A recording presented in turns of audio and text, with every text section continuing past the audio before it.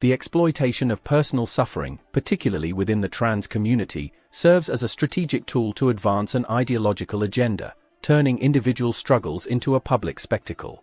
This emotional manipulation shields the movement from rational critique, using moral high ground to silence opposition.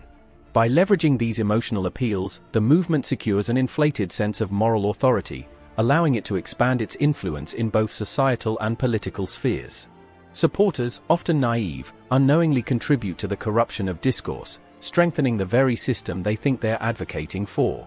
Meanwhile, those benefiting from this structure, whether trans individuals or those using the movement for personal gain, gain power and visibility. This power is reinforced by a lack of genuine debate or scrutiny, nurturing inflated egos and amplifying the reach of the movement beyond natural limits.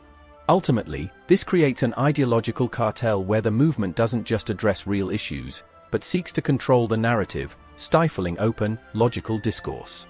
The platform widens, not to foster genuine change, but to manipulate societal structures, protect its influence, and perpetuate the foundation of a distorted reality, maintained through censorship and strategic control. The downfall of the trans movement will be marked by the same optics it once weaponized: personal suffering magnified and used to manipulate public perception. They've gained influence not through natural evolution in societal discourse but by exploiting emotional leverage and corrupt methods.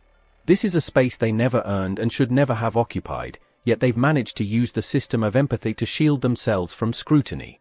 As the public, already burdened by the choices of the political party backing this movement, namely the Democrats, becomes further weighed down by the performative nature of public suffering, it will be clear that this system is unsustainable. To break the cycle, the movement must be stripped of its emotional shield, removing its power to manipulate sympathy. This means the general populace must use whatever social influence they still possess to confront this manufactured narrative with hostility and force a return to brutal reality. This reckoning would return the movement to a more honest, raw position in society, back to the starting point where it never should have risen in the first place.